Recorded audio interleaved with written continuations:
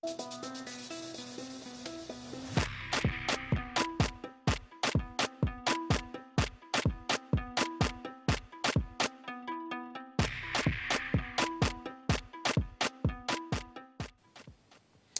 après-midi à vous et encore une fois, merci de suivre les émissions sur les chaînes de la MBC. Vous suivez l'émission MBC Live Chat et notre invité cet après-midi, c'est Madame Doudeisha Madeb. Madame, bonsoir. Bonsoir. Alors, déjà, excusez-moi, j'ai un petit peu buté sur votre nom, hein, Madame Madeb, qui est donc Data Protection Commissioner. On va parler cet après-midi d'un sujet tellement intéressant et passionnant. On va parler tout d'abord de la Journée internationale de la protection des données, hein. Aujourd'hui, on parle de données informatiques, on parle de données tout le temps. Tout le monde est sur Internet, tout le monde est dans ce circuit qu'on appelle donc la protection des données, hein. C'est important de savoir et de comprendre ce que c'est. Et aujourd'hui, on va parler surtout de la vie privée, de la protection des données. C'est tellement important. C'est une éducation à faire. C'est tout nouveau, mais certainement, on va rendre ça facile à comprendre, Madame Madeb. On va commencer par comprendre, Madame, s'il vous plaît, quand on parle de Data Protection Office. Aujourd'hui, et dans le monde aussi, quand on parle de protection de données, il y a des structures. Et quand on parle d'un bureau, c'est qu'aujourd'hui, c'est structuré.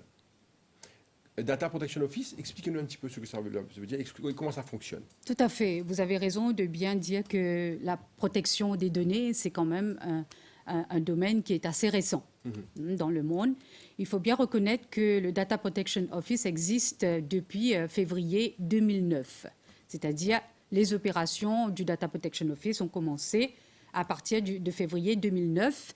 C'est la date, en fait, où la première loi, Data Protection Act, qui était datée de 2004, est entrée en vigueur. Certaines sections pour rendre opérationnel le bureau étaient entrées en vigueur en février 2009. Donc, depuis février 2009, on a commencé nos activités. Et donc, ça fait déjà 13 ans qu'on existe, mais ça a été vraiment un very slow process, I must say, parce qu'on a eu à set up the office, comprendre les enjeux de recrutement, les personnes qualifiées. Et sur le marché local, il y a très peu, very scarce people who are really, vous savez, dans le domaine, qui a d'expertise dans le domaine de protection des données. Donc, on a dû vraiment faire un training on ground de tous nos officiers. Et moi-même, de formation légale, mais aussi j'ai pas mal d'expertise en informatique, donc c'est ce qui a facilité la tâche pour setting up the office. So we basically, quand on a commencé ce bureau-là, the main activities that we had to do, c'est d'enregistrer tout ce qu'on appelle les data controllers à Maurice, c'est-à-dire toutes les entités privées et publiques qui traitent des données personnelles. Vous réalisez que à Maurice, bien sûr, toutes les compagnies, toutes les sociétés, les associations, name it, every organization traite des données personnelles. Donc, c'est-à-dire qu'on doit enregistrer toutes ces organisations qui opèrent à Maurice pour la protection des données personnelles. On a commencé nos activités avec cet enregistrement et on avait fait un enregistrement à cette époque de plus de 10 000 opérateurs qui ont été enregistrés. Bien sûr, pas toute la population des opérateurs qui avaient été enregistrés, évidemment, mais on avait commencé cette activité comme ça. Et puis, on a commencé à faire des enquêtes, parce que quand il y a une infraction qui est commise sous le Data Protection Act, c'est une infraction, c'est-à-dire c'est pénal. Et donc, on a besoin d'entamer des poursuites. Et à l'époque, il fallait que moi, je recommande ces poursuites, d'envoyer tous les cas qu'on a enquêtés, entre guillemets, à la police pour qu'ils fassent le suivi, le relais, et avec le Director of Public Prosecutions pour faire les poursuites à leur niveau. Donc, c'était un travail d'équipe entre la police et le Data Protection Office. Donc voilà, c'est comme ça qu'on a commencé nos enquêtes. Et puis, je donne aussi des décisions. Les décisions sont comme des jugements, c'est-à-dire quasi-juridical of nature. Et alors là, si les gens ne sont pas satisfaits de cette recommandation de poursuite que je donne à travers la décision, ils ont toujours le droit de faire appel devant le ICT Appeal Tribunal. Et on avait eu déjà 5 cas, je dirais, sous l'ancienne loi, déjà old law. On avait gagné pratiquement tous nos cas. Pour vous dire que ça avait déjà entamé, la jurisprudence a commencé, on a commencé à élaborer des principes au niveau local et même international. Les principes sont des principes tellement innovateurs qu'on a des difficultés à trouver des précédents. C'est-à-dire, si on a un scénario, ce n'est pas toujours évident de trouver un scénario le même scénario qui a été occurred in a country where we can take that decision and say this has been applied in X jurisdiction and we can also apply it to Mauritius. Donc, on a eu ce problème où moi, personnellement, j'ai dû vraiment apporter des idées, je dirais, des principes qui ont été créés par le bureau, par moi-même, pour donner une décision. Heureusement que le relais avec le ICT Appeal Tribunal et même avec la Cour suprême a été très positif. On a, par exemple, dans 2 cas, from the ICT Appeal Tribunal, les gens qui n'ont été pas satisfaits que moi j'ai gagné mon cas, ils ont référé ça à la Cour suprême, par exemple. Et donc, la Cour suprême aussi, mais finalement, ce qui s'est passé, je crois que parce que les cas ont été bien traités, et donc, they withdrew their cases. So we won, entre guillemets, les 2 cas qui avaient été rapportés devant la Cour suprême. Donc, vous voyez bien que le processus est très légalistique et c'est un encadrement où il y a des enquêtes, des statements à prendre, des déclarations, et il y a des hearings, et alors on écoute les gens aussi quand il le faut. Donc, je dirais cette fonction prosécutorielle que le bureau a, est très demanding. Ça demande une équipe vraiment sérieuse. C'est-à-dire, moi, j'ai des experts en informatique. Là, pour le moment, j'ai 3 experts. J'ai besoin beaucoup de plus pour pouvoir faire ce travail-là. Et supported by police officers who actually do prosecutorial duties. Parce qu'on a besoin de ces personnes-là pour pouvoir vraiment faire des poursuites qui ont de la valeur, qui ont un sens. Et maintenant, comme vous savez, nous avons un nouveau cadre légal. Et c'est le Data Protection Act de 2017 qui est entré en vigueur the 15th of January 2018. Et le nouveau Data Protection Act, lui, est bien inspiré de la Convention 108, et on va parler de ça aussi, et de EU General Data Protection Regulations. Très important, les deux piliers de standards internationaux qui existent actuellement dans le monde et qui sont les plus importants. Donc nous, ce qu'on a fait à travers le nouveau cadre légal, on a pris les nouveaux principes qui ont été élaborés dans ces 2 traités, je dirais entre guillemets, on appelle l'autre une directive et celui-là un traité international. Et donc on a pris tous les principes et on a fait une loi very user-friendly for the context parce que c'est très complexe. Si vous regardez le EU GDPR, vous allez comprendre la complexité de ce domaine. Et donc, on a voulu simplifier. On a fait des principes que nous, à Maurice, on peut appliquer very straightforward. Et il n'y a pas de grande dispute d'interprétation légale. Et c'est ce qu'on a fait avec le Data Protection Act. La journée internationale de la protection des données, célébrée le 28 janvier. En fait, le 28 janvier, c'est la date où la Convention 108 came into birth. Came into existence, sorry. Donc, cette date, le 28 janvier 1981, la Convention 108 was created. And that is the date why in the world everybody is celebrating the International Data Protection Day. Mais ce qui est important de voir, 1981, c'est juste une quarantaine d'années de là, qui veut dire que la data protection is something which is very new as a concept. Richard Madab, on va revenir sur cet aspect de EU Data Protection et aussi sur la Convention 108. Mais avant cela, j'aimerais bien avoir une définition de votre part, quand on cause la protection des données. Qu'est-ce que ça veut dire quand on cause protection des données? Qu'est-ce que ça veut dire? D'accord. Allez, data, c'est comme we agree to that it is the new oil, the new fuel for economy. Sans data, il n'y a pas d'économie, il n'y a pas d'opération économique. Ça, c'est l'aspect économique. Mais l'autre aspect aussi important, c'est data privacy, c'est-à-dire privacy as a fundamental human right. Alors, data privacy, c'est-à-dire toutes les données that is related à un individu, c'est-à-dire votre nom, votre adresse, vos données biologiques, vos données génétiques, all health data relating to you, everything that relates to you is Private. data, is data about you. So this is what we are protecting, les données personnelles, et non pas les données, par exemple, coopératives ou which belongs to a company, qui n'est pas les données reliant à un individu. Mais là aussi, il y a un petit piège, c'est-à-dire il y a des données qui sont indirectement liées à un individu, et donc ça peut être aussi une donnée qui n'est pas essentiellement une donnée personnelle, mais qui le devient par rapport à sa relation avec l'individu. Donc, vous voyez, donc, ça, ce sont les enjeux un peu légaux de ce sujet. C'est très intéressant Oui. pour que les gens comprennent. Là, on parle de données personnelles. Par exemple, le nom, les données biologiques, bancaires, et tout ce qui concerne un individu. Tout à fait. Mais où est-ce qu'il peut y avoir infraction?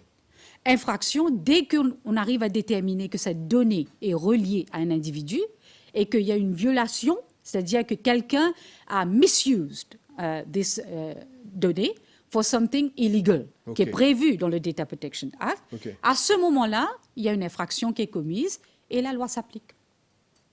Est-ce qu'on peut, par exemple, venir rapporter des cas à votre office? Absolument. Et pas que rapporter des Qui cas. sont ces gens qui viennent chez vous pour rapporter des cas?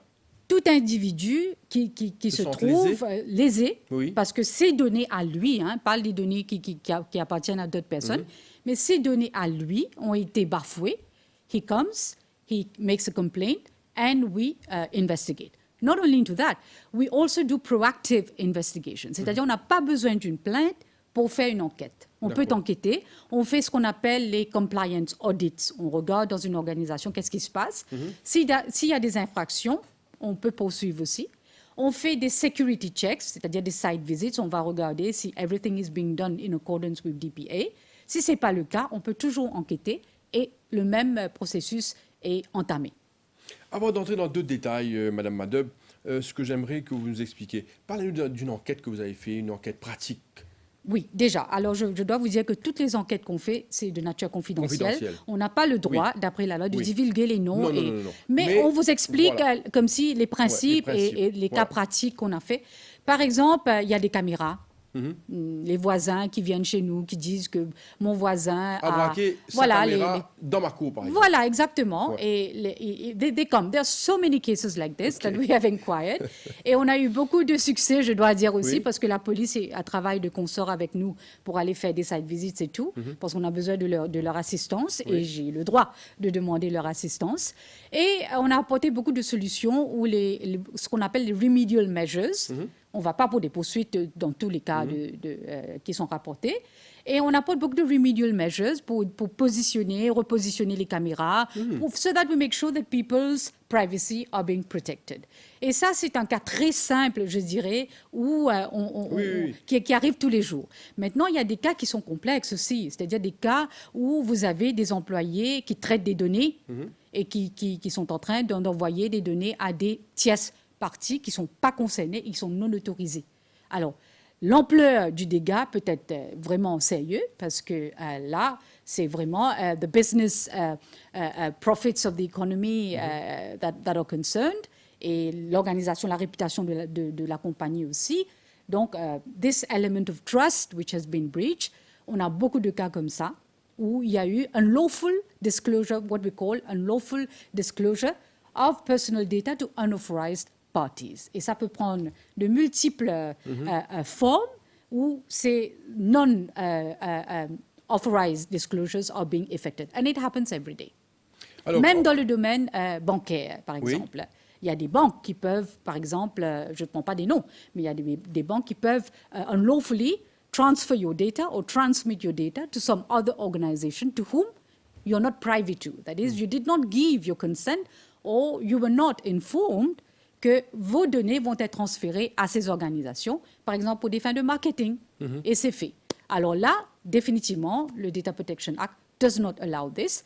Alors, c'est ce qu'on appelle incompatible use of your data. Et donc, c'est une infraction. Et quand on parle de jugement, il y a toujours des sanctions, n'est-ce pas? Absolument. Et quand il y a des sanctions, la sanction, c'est Des pénalités? des pénalités. Absolument. Je peux vous dire que la pénalité maximale qui est prévue sous le DPA, c'est de 200 000 roupies as a fine. And if there is imprisonment, it is 2 years. Alors, on va parler dans... Excuse me, 5 years. 5 years. Yes. 5 Ok, years. c'est And sérieux, hein. 200,000 rupees pénalité. Alors, dans le cadre de la célébration du Data Protection Day, alors on voit que en Afrique, Maurice est bien parti là. Alors, racontez-nous un petit peu ce parcours, comment ça se passe et quelles sont les activités, qu'est-ce qui est prévu, tout ça. Bon, je dois commencer par vous dire que nous avons une autre fonction qui est vraiment importante, c'est la coopération internationale. Oui. Pourquoi la coopération internationale avec les pays africains ou les pays mondiaux dans le monde? C'est parce que quand nous faisons une enquête, we have to understand that data is global. Now, how to really make an effective inquiry and enforce data if, for example, data of Mauritians are being jeopardized outside the territory of Mauritius, par exemple. Comment on peut vraiment protéger ces données qui ne sont pas à Maurice, mais qui sont, par exemple, en UK, par exemple? Il faut la collaboration. Exactement, il faut la collaboration. Et avec qui on collabore? Il faut collaborer avec les Data Protection Office qui existent dans le pays. S'il y a un cadre légal de protection de données, il y a des pays qui n'ont pas de cadre légal, et là, c'est un gros souci pour pouvoir vraiment faire une coopération. Donc, c'est toujours été une coopération, one of our main functions, de coopérer. Donc, à travers cette coopération, on a pu établir vraiment comme si notre efficacité, dans le sens que on a pu établir notre réputation au niveau international, étant donné qu'on fait partie de tous les networks on data protection in the world. On avait fait la grande conférence internationale des Data Protection Privacy Commissioners, qui est le forum des Data Protection Privacy Commissioners en 2014. Et on est en Afrique le premier pays africain qui a ratifié la Convention 108 et qui a ratifié aussi la Convention 108+, c'est-à-dire la Convention modernisée, le premier pays africain. Donc ça, c'est vraiment, je dirais, value added to the image of the country and the Data Protection Office. Donc ça, et puis aussi, not the least, le Data Protection Act de 2017 a été proclamé le 15 janvier 2018. A precursor of EU General Data Protection Regulation, qui, lui, came into force le 25 mai 2018. Et on avait fait ça stratégiquement parce qu'on a voulu que Maurice soit le premier pays qui adopte des principes inspirés du EU GDPR. Dans l'éventualité que demain, l'Union européenne n'aura pas de difficulté pour faire du business et aussi de liaiser data protection-wise with Mauritius. Et ça, je vais vous expliquer en profondeur par la suite qu'est-ce que ça implique pour le pays. Donc déjà, je vous dis, et aussi, on a fait, we offered technical assistance, l'assistance technique à Ouganda et Tanzanie for the drafting of their data protection laws. Et moi-même, personnellement, je suis reconnue comme experte aux Nations Unies et Conseil de l'Europe. Et donc, on a beaucoup développé cette coopération internationale. Je dirais même beaucoup plus que cette fonction a beaucoup occupied our minds and our daily activities in Mauritius. Madame Madeb, quand on parle de droit à l'information, droit aux données, alors c'est un gros débat aujourd'hui, hein, c'est-à-dire qu'est-ce qu'on peut divulguer, qu'est-ce qu'on ne peut pas divulguer, est-ce qu'on a le droit d'entrer dans la vie privée d'une personne, qu'est-ce qu'on peut savoir, qu'est-ce qu'on a le droit de savoir sur une personne. Aujourd'hui, on a beaucoup de facilité d'entrer sur, par exemple, sur les réseaux sociaux, entrer sur Facebook, par exemple, et d'aller faire des recherches, prendre les données, partager les données. Est-ce qu'on a le droit? Il faut bien être clair là-dessus. Le principe, c'est vous avez besoin du consentement de la personne pour pouvoir share ses données à lui. Parce que On ne peut pas share. on peut pas share. Si on n'a pas le C'est le consentement. principe général. On n'a pas le droit de share your data. It belongs to you. So how can I share your data without your authorization, without your consent? C'est logique. Et même si je publie sur les réseaux sociaux mes données, je ne vous ai pas donné l'autorisation de D'utiliser. share this data with people who might harm me, for example. Dans la mesure que le sharing se fait dans un esprit de, vous savez, friendship or things like that, even the person is not minding, it means that she is consenting or he is consenting. OK. Mais si demain, ces données ont été partagées and they impact on me, I mean, they prejudice me, they cause harm to me, obviously, someone will not like it and there will be actions that might be taken, for example, a complaint lodged at our office, et là, ça devient sérieux. Mais le principe général, comme je vous explique, c'est le consentement. Mais dans une société, parce qu'il y a tellement d'activités, on ne peut pas toujours rely que je dois absolument vous demander votre consentement dans tous les cas de figure. Par exemple, la banque est en train de traiter de vos données. Il a besoin de traiter de vos données pour pouvoir faire des opérations so that he can make business with you. Alors là, il y a un contrat entre vous et la banque. Et le contrat doit prévoir que I am using your data for X, Y, Z purposes and I'm informing you of this a priori. Et ça, c'est clair dans la loi. S'il ne le fait pas, c'est une infraction de la DPA. Donc, vous voyez, on commence comme ça. Et puis, si on va beaucoup plus loin que ça, s'il y a un cadre légal qui prévoit que the government needs the data for this purpose. For example, nous avons dans le Banking Act, I have to keep this data for 7 years, for example. Il y a un cadre légal qui prévoit ça et on doit respecter. C'est la loi. Là, s'il y a des exceptions, donc le consentement n'est pas requis. Et là, il y a beaucoup, ces exceptions sont en fait très larges et elles s'appliquent dans beaucoup de cas de figure. So that we don't hamper business and at the same time, we don't hamper the functions of government as well. Et Oui, allez-y, madame. non, mais il y a plusieurs Il y a exceptions plusieurs. comme ça. Mais pour bien comprendre, hein, moi je vais prendre un cas pratique. On voit que dans beaucoup de situations, je ne sais pas si ça tombe sous votre juridiction, vous allez nous dire. Par exemple, on voit que certaines personnes prennent des photos et ils font des clips avec ça. Des photos peut-être de jeunes filles, des mineurs, des trucs comme ça. Est-ce que c'est sous Non, votre... c'est pas permis. Non, est-ce que c'est sous votre juridiction? Tout à fait. Tout à Ok. fait, oui. Parce que tout, comme je vous ai expliqué, everything that is data, personal data concerns us, oui. Et bien sûr, là, déjà, c'est une infraction parce que je ne crois pas que la personne est d'accord d'être filmée for no reason, for example. Il n'y a pas raison de filmer une personne si vous ne l'avez pas demandé son avis ou bien son consentement. Votre champ Très est large. très large. Très, très large. Oui. C'est quelque chose d'extraordinaire en fait. Oui, parce que je peux vous dire Parce aussi... qu'il y a beaucoup de personnes qui se plaignent déjà de tous ces problèmes qu'on est en train d'évoquer actuellement. Et je suis sûr que vous avez beaucoup de travail. On a énormément de travail, mais par exemple, on a un problème de ressources, comme je vous ai dit, et là, c'est difficile, même pour le Data Protection Office, to be able to cope with the big amount of work that we are receiving daily. Je dois vous dire que c'est difficile, I will admit.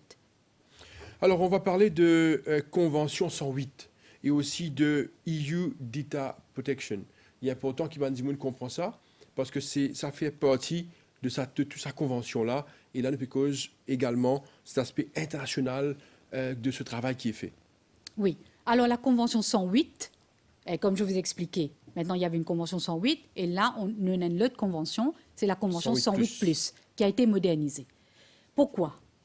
Parce que le monde évolue trop rapidement en termes de data. The digital economy is something which is moving fast every second, every byte, as we say.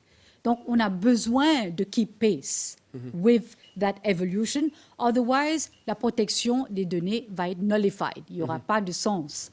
C'est pour ça que vous voyez que la Convention 108, qui est le seul traité international sur la protection des données, which is binding. C'est-à-dire tous les États membres de la Convention 108, au début, c'était réservé aux pays européens. This has been opened.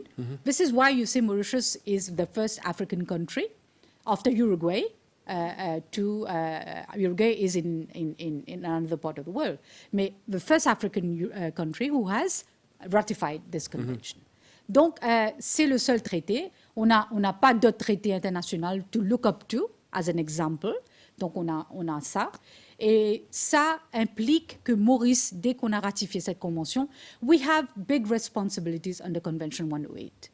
Le pays doit respecter, sinon il y a une évaluation qui se fait pour voir exactement si le pays is breaching the convention.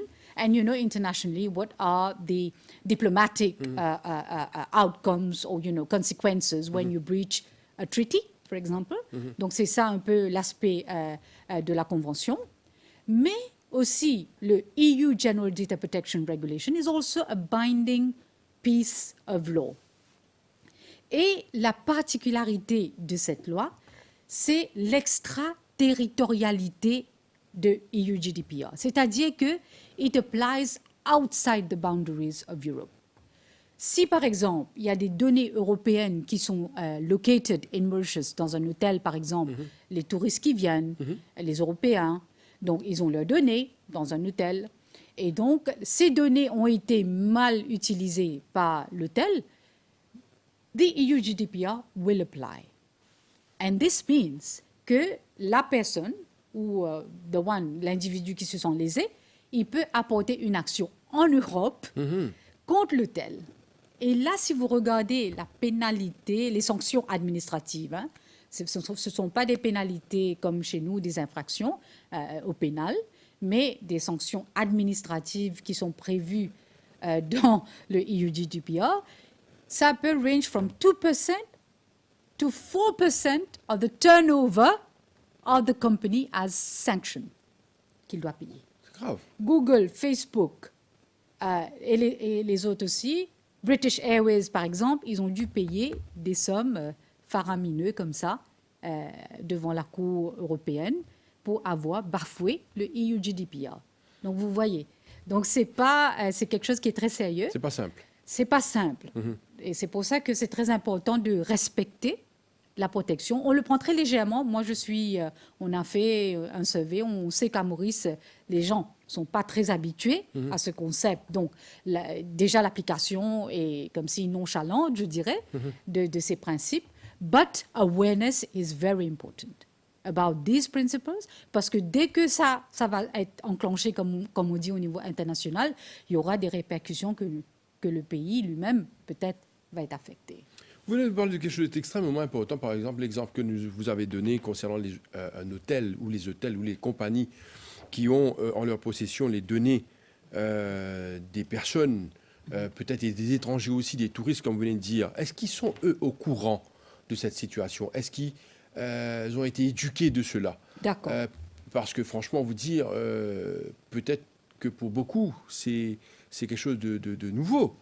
On n'est pas habitué, comme vous êtes en train de dire, et c'est vrai. Parce que des fois, on peut croire et comprendre que tout est permis, quand tout n'est pas permis. Alors, il est important de s'assurer de cette protection des données, et c'est crucial. Oui, tout à fait. Alors, nous, comment on attaque ce problème de conscientisation? C'est-à-dire, déjà, on a travaillé sur ce qu'on appelle un training toolkit. Alors, tous les opérateurs qui viennent s'enregistrer chez nous, on leur donne un CD which contains a training toolkit as to how you train yourself on data protection. Et ça, c'est très important. Et it is mandatory to appoint a data protection officer in your organization. C'est-à-dire, si vous n'avez pas un data protection officer, you are committing a violation, an offense. C'est une obligation? C'est une obligation.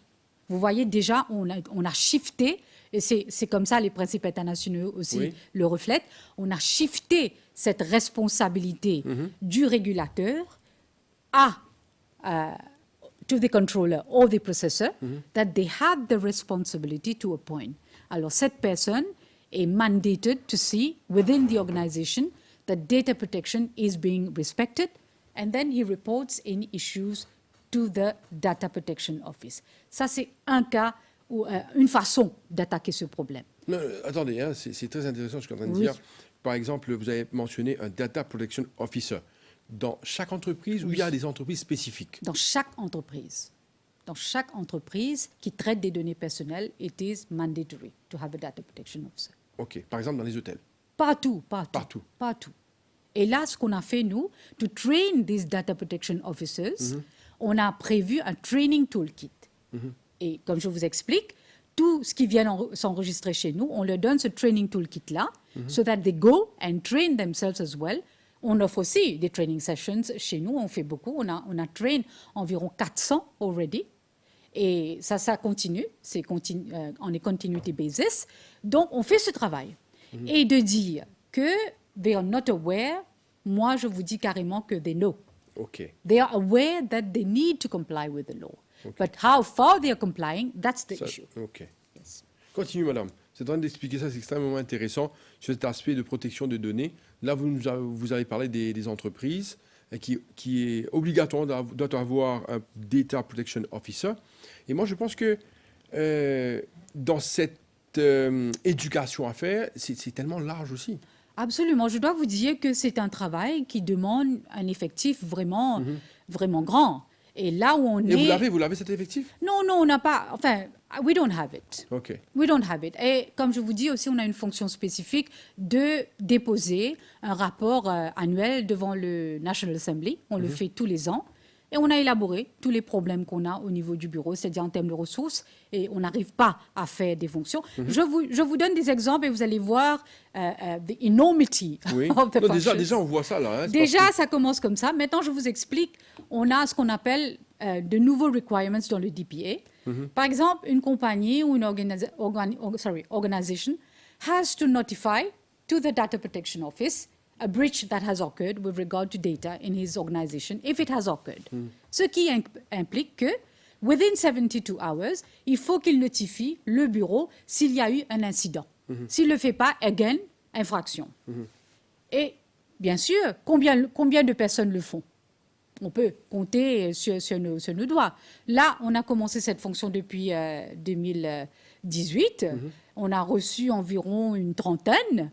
But you can see that this is not the amount that we should be getting. Mais pour pouvoir aller dans chaque entreprise, il y a environ 60 000 à 70 000 opérateurs à Maurice. Just imagine, I mean, we don't have this resource to do that. Et donc, on a besoin d'avoir beaucoup plus. Ça, c'est une fonction. Maintenant, nous avons ce qu'on appelle certification. On a la fonction comme des ISO standards, par exemple. On a cette fonction de certifier les organisations qu'ils sont compliant. Et ça, c'est une fonction on its own. C'est-à-dire, we have to assess, we have to do des visites, on doit aller voir, on fait beaucoup de choses pour pouvoir arriver à certify this organization that it is privacy compliant as standard. C'est une autre fonction qu'on fait. On a ce qu'on appelle data protection, data privacy assessments, impact assessments, data protection, impact assessment. Qu'est-ce que ça implique? Ça implique on a tous ces formulaires-là sur le site web. Hein. C'est déjà là, c'est prescrit par la loi de toute façon. Alors, on doit vraiment envoyer ça à la personne, ou la personne l'a déjà. They do all this formulaire, remplir les formulaires, et they send it to us, and then on analyse, we study, on regarde si vraiment il y a des big issues concerning compliance. Et comme ça, on a d'autres formulaires encore, les audits qu'on fait. Et puis les recherches qu'on fait sur protection. Et ça, c'est une fonction spécifique parce qu'on a créé chez nous ce qu'on appelle un Forensic IT Lab related to privacy. C'est-à-dire qu'on fait des enquêtes, on regarde comment ils ont mal utilisé les données forensic-wise. Donc, digital... C'est un gros travail, ça. Oui, c'est un gros travail. Digital acceptance, evidence admissibility in court. All these become into play. Alors, vous voyez déjà que c'est énorme. Je n'ai pas d'autres mots pour ça. And then we have other functions that we do, I mean, which forms part of every daily activity. Et toutes les opinions légales qu'on donne sur le sujet regularly. On publie des guides de pratiques. On a publié 17 sur différentes thématiques. Et ça, c'est copyrighted by the office parce que ce sont nous qui le faisons. Et on a fait sur Media, on fait sur National Security, on fait sur Virtual Currency, on a fait pour cette année-ci là. Et puis on a publié sur le Data Protection Act, tout ce qui est, comment ça s'applique, et pas mal encore d'autres sujets qu'on a abordés. Vous voyez qu'on essaye de track people to read so that they can be really trained et formés comme il le faut. Mais évidemment, tout ça, bel et bien dit, c'est là. Mais il faut quand même que les gens utilisent ce qui est prévu pour que they come up with compliance as a serious issue. Quel est notre positionnement en Afrique un peu? Je suis sûr que ça va très très bien parce que The Office est structuré. Oui. Alors, je pense que vous avez dit tout à l'heure là que vous êtes également experte au niveau de l'Union européenne, c'est ça? Du Conseil de l'Europe Du Conseil de et les l'Europe. Nations Unies. Ben, je pense que Maurice, quand même, Oui. s'est bien positionné. Très bien, oui. I'm regularly solicited parce que je dois vous dire, par exemple, régulièrement, on fait des séances de travail avec le World Bank, par exemple. Et là, il y a le UN Statistical Commission, le Conseil de l'Europe. Et régulièrement, on a des formations, que j'offre des formations, même à travers, comme si, pour d'autres personnes. Et on a reçu pas mal de good feedback. Et they really respect the work that we are doing. Et parce que tout est sur notre site web aussi, on le met, they take Mauritius as a leading example. Et c'est vraiment dans World C'est une Bank bonne Report, c'est already said, it's in the World Bank Report, they take Mauritius as leading, not only in Africa, but they say that in many parts of the world, Mauritius is also leading outside Africa. Et quand on parle de la protection des données à l'international, comparativement à la situation en Afrique et à Maurice, est-ce qu'il y a un gap ou est-ce que ça va? It's a huge gap. L'Afrique et Maurice, bien sûr, évidemment, c'est normal. C'est aussi le contexte social, économique de l'Afrique. Mais it's a huge gap parce que they are really aspiring, comme c'est pour devenir comme Maurice est actuellement. Mais we don't have to be complacent about it, comme on dit, parce qu'il y a beaucoup de travail qui reste à faire en termes de protection. Et ce que j'apprécie dans ce domaine et qui est vraiment passionnant, c'est l'élément innovateur, c'est-à-dire créateur. Là, on est appelé à créer. Oui. And there is no like, you know, on peut comme si badigeonner, se dire, you know, we can apply this principle. Il n'y a pas de trial and error. Oui. We really have to do it the way it has to be done. Sinon, les conséquences sont vraiment graves parce que data is going beyond Mauritian territory. Et on n'a pas le droit à l'erreur, je dirais, dans ce domaine. Et en parlant des technologies, on est toujours à l'affût de la technologie, on fait face toujours à de nouvelles technologies. Et comment vous évoluez avec ça? Parce que là, on parle de data. Quand on parle de data, c'est certainement la technologie.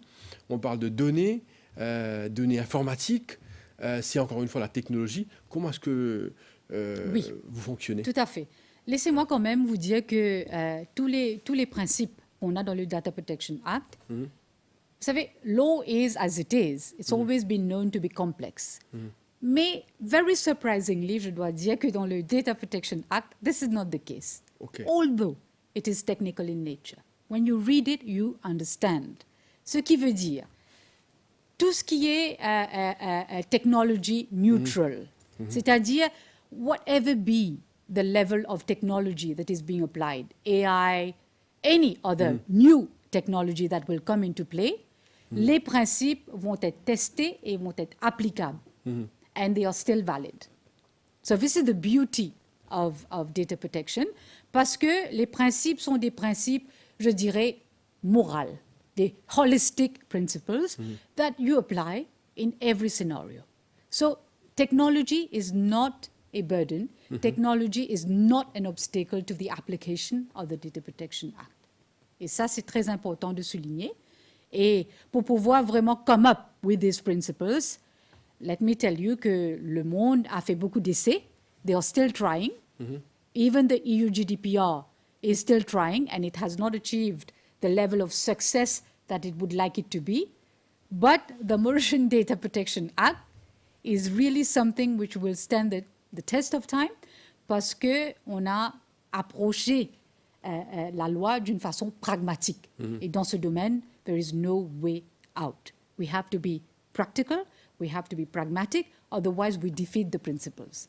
Donc c'est ça le Data Protection Act, et we are very proud of this new piece of law. Very, very proud. Quand on parle de la protection des droits à la vie privée, moi je pense que c'est quelque chose de très très important que les gens doivent comprendre et savoir, parce que là, c'est quelque chose de personnel. Quand on parle de protection des droits à la vie privée, alors est-ce que vous pouvez nous donner une petite explication sur cet aspect-là, l'aspect légal et certainement l'aspect pratique, ce que cela contient, ce que cela détient, ce que cela aussi veut dire quand on parle de protection des droits à la vie privée. Oui. Alors, laissez-moi vous expliquer comment les gens ont every time they understood privacy to be. Par exemple, dans notre Constitution, nous avons section 3C, section 9, which speaks about respect for privacy. Mais quand vous regardez les sections dans la Constitution, they are talking about respect for privacy of your home and your property. OK. They are not talking about respect de l'individu, de la personne. Donc déjà, il y a un gap. C'est-à-dire que data protection is not being covered in the Constitution. C'est pour ça qu'on a prévu des lois comme Data Protection Act et bien sûr d'autres règlements qu'on fait. Et donc là, vraiment, comme si, you see, the long distance between la Constitution qui existe depuis des années et les nouvelles lois comme le DPA. So there is no comparison here. On a besoin d'évoluer, mais on a ces principes-là qui sont la vie privée. Mais nous avons aussi le Code civil, qui est intéressant. L'article 22 qui vous dit « Chacun a droit au respect de la vie privée ». Which is beautiful, parce que c'est tellement large que ça couvre tous les aspects de la vie privée, including data protection. Ce qui est bien, c'est un bon signal. Donc, à Maurice, il ne faut pas... we are not pessimistic, we have to be optimistic, dans le sens que le cadre légal est quand même assez bien défini par rapport à certains d'autres pays. Et évidemment, avec la nouvelle loi, c'est encore beaucoup plus défini qu'avant. Mais il y avait toujours ces petits principes de protection des données qui a existé depuis des années. Et là où on est avec la vie privée, ben, we are moving very fast. Qu'est-ce qu'il reste à faire, madame, pour qu'on arrive à une situation pratique où tous les gens comprennent et qu'on peut dire que oui, Maurice, aujourd'hui, on a fait un bon bout de chemin et que les gens respectent tout ce qui est la protection des droits et des données? Avant tout, mon ambition personnelle, je dirais même pas c'est en tant que régulateur, moi, je voudrais vraiment que toute la population, on arrive à touch every iota of our society on a data protection awareness. Comment le faire? À travers les écoles primaires, secondaires, tertiaires et même après.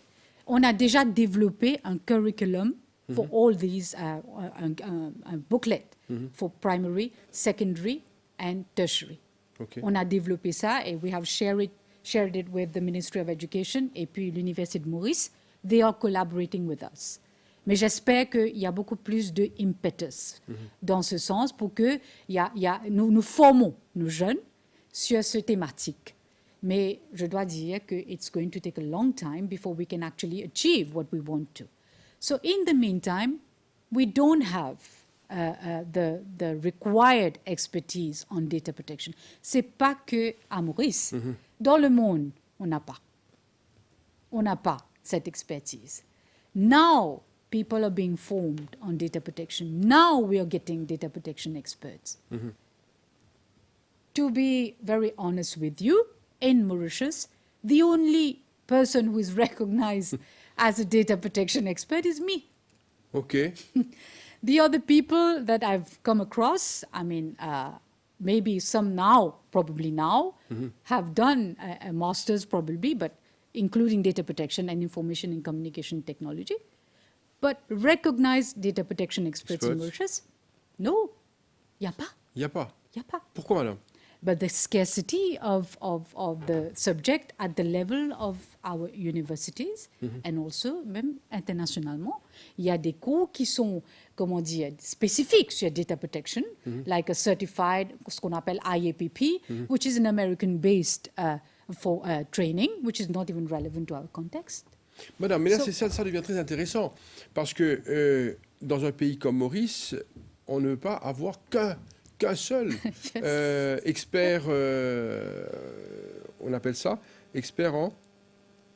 Allez-y, madame. Protection des données. Which is very surprising and funny, isn't it? Non, c'est pas funny du tout. Absolument. c'est surprenant, oui, mais c'est pas funny parce que, en fait, très souvent dans les émissions, on voit que les jeunes ne savent pas trop quoi faire, quelle étude faire, mais là, c'est une filière à exploiter. Tout à fait. Qu'est-ce qu'il faut faire, madame? Est-ce que ces études sont disponibles à Maurice? Ben, comme je vous expliquais, nous, on a fait un curriculum, on a envoyé ça à nos universités. They have to take the lead. They have to do something about it. Et on a écrit pour leur dire que voilà, on vous donne ce guide, allez-y. Non, pour l'heure, ça n'existe pas. No, they are using it. OK. They are using Ça marche it. là pour le moment? Oui, they are using all this, Oui. but it's not enough. It's not Non, enough. mais dans combien de temps est-ce qu'on aura deux experts à Maurice? I hope what we're doing as training now. Now, the good thing about this is when we are getting data protection officers in organizations, we are doing training as well. They are getting training internationally on certain levels Oui. as well. Donc, ça, it's coming. It's Non, coming. mais est-ce que les jeunes qui veulent faire des études à l'étranger, est-ce qu'ils peuvent aller faire ça? Absolument, Protection mais des comme données. je vous explique encore, il n'y a pas de comme si à masters l'étranger, in même à data l'étranger. protection, même à l'étranger.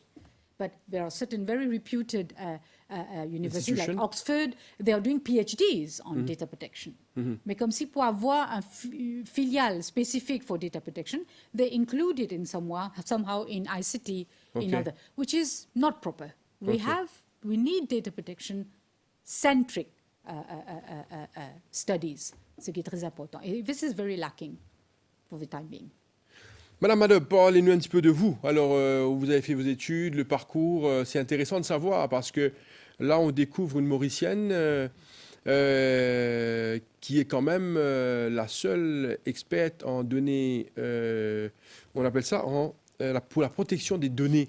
Alors, franchement, c'est impressionnant. Vous avez fait vos études ou ça? Et comment la carrière même, comment ça s'est dessiné? Bon, j'ai commencé mes études LLB Oui. à l'Université de Maurice à l'époque.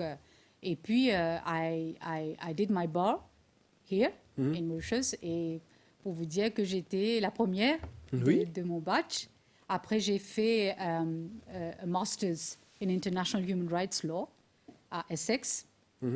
Et voilà un petit parcours, mais le parcours a vraiment débuté quand je suis partie au parquet, Oui. où j'ai fait pratiquement 7 ans as a State Counsel.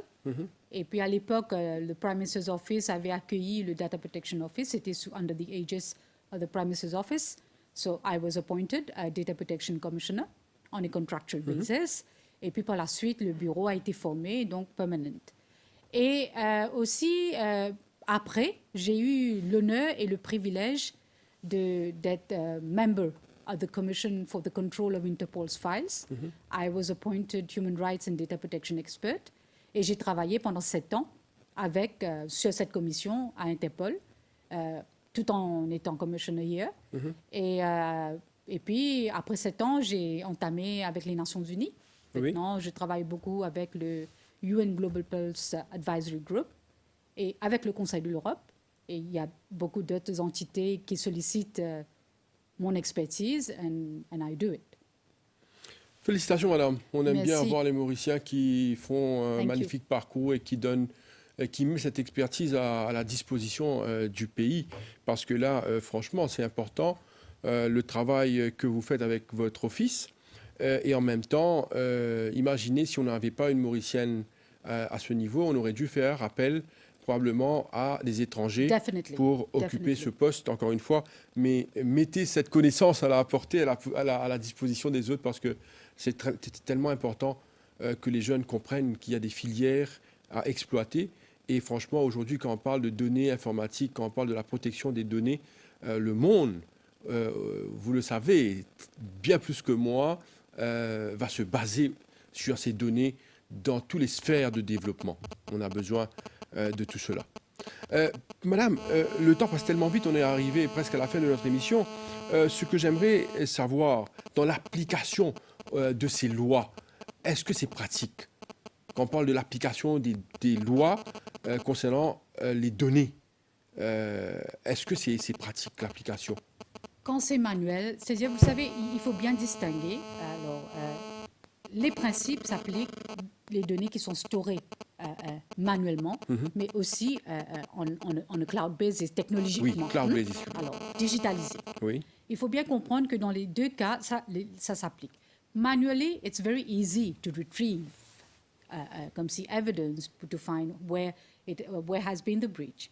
Mais quand c'est digital, quand c'est basé sur cloud, quand c'est basé sur des complex computerized systems, but we have to do forensic analysis. We have to retrieve evidence, and we need people who can do that. We need the Des expertise. experts. J'ai 3 experts en informatique chez moi et on est en train de travailler as we can. Mais I can tell you that this is a very complex field parce que pour trouver vraiment, to locate where the problem is. It's not even like cybercrime here. It's actually seeing the whole ethos of the organization, comment ils opèrent pour pouvoir vraiment cerner the source of the problem. Et ça peut être organisationnel, ça peut être technologique, ça peut prendre plusieurs formes. Donc, we have to go to the root and see where. So it takes time. It takes time to be able to do an efficient inquiry. But I can tell you that, touch wood, it's been going on quite fine because each inquiry that we get, we make sure that we have a full picture et que when we go for prosecution, we mean business. Otherwise, it's the image of the office which is going to be taxed. Alors, on revient un peu sur les cas qu'il y a à Maurice, madame. Quand on parle de la protection des données, est-ce que les droits des individus est en train d'être bafoués à Maurice? Est-ce qu'il y a beaucoup de cas? Il y a beaucoup de cas. Il y a beaucoup de cas et comme j'ai expliqué, c'est pas que à Maurice, hein, c'est international. Voilà. Et que, even there, partout dans le monde, ils sont en train de peiner pour pouvoir vraiment arriver à une efficient, management of data protection. Mais c'est vrai que c'est pas facile, mais il y a beaucoup de cas à Maurice. Alors, madame, je reviens un petit peu sur le fonctionnement de votre bureau. Je suis sûr que les gens qui suivent notre émission actuellement, ils réfléchissent et probablement ils veulent savoir dans quels sont les cas est-ce qu'ils peuvent s'approcher, venir à votre bureau pour peut-être déposer une plainte. Oui. Vous avez abordé des cas très très pratiques. Par exemple, on a parlé des caméras, positionnement des caméras. Aujourd'hui, c'est une technologie très utilisée, les caméras. Alors, pour vous dire, qui sont ces gens qui peuvent venir à votre bureau et faire des plaintes et comment ça se passe? OK, disons vous faites un achat en ligne, par exemple, hein, et que vous avez traité, your card has been hacked, for example. The first place you will go is to the bank. Mais si vous n'avez pas eu satisfaction avec la banque, vous pouvez toujours approcher le Data Protection Office pour voir, parce que c'est vos données. Alors, il y a comme ou bien dans un hôpital où vous allez, ou chez un avocat, par exemple, voilà. Oui. et que you are not satisfied that your data has been treated like the way you wanted it to be.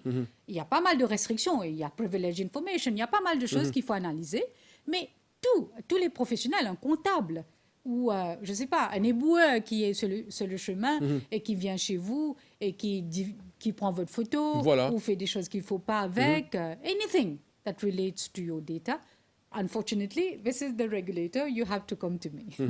Mais c'est sûr, madame, là, vous parlez de quelque chose, par exemple, un appareil. On sait qu'aujourd'hui, on a beaucoup d'appareils technologiques, par exemple les portables, les téléphones portables dernier cri, Oui. de haute technologie. Des gens prennent des photos un peu partout. Oui. Dans la rue, très souvent sur les réseaux sociaux, on peut prendre une photo et trafiquer la photo.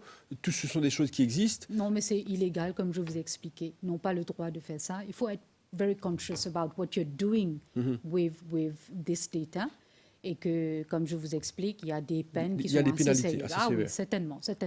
We have to review our whole concept, comme si la perception des données. We have to review all this. C'est sérieux. Est-ce qu'il y a eu des condamnations? Oui. Beaucoup? Pas beaucoup, mais comme je vous ai expliqué, la procédure est longue. Hein. Disons, si je recommande poursuite, ils font appel devant le ICT Appeal Tribunal, ça prend son temps. Et puis le tribunal, bien sûr, on peut aller devant la Cour suprême encore. Et là, ce qu'on a fait, on a un souci au bureau, c'est-à-dire que quand on a gagné nos cas, what we do? We have to prosecute. Et on va devant la Cour intermédiaire pour poursuivre, parce que vu la sérieuxité des infractions, et donc on doit approcher le Director of Public Prosecutions. Et lui, il va vous recommander à moi d'avoir un dossier qui a été compiled by police experts.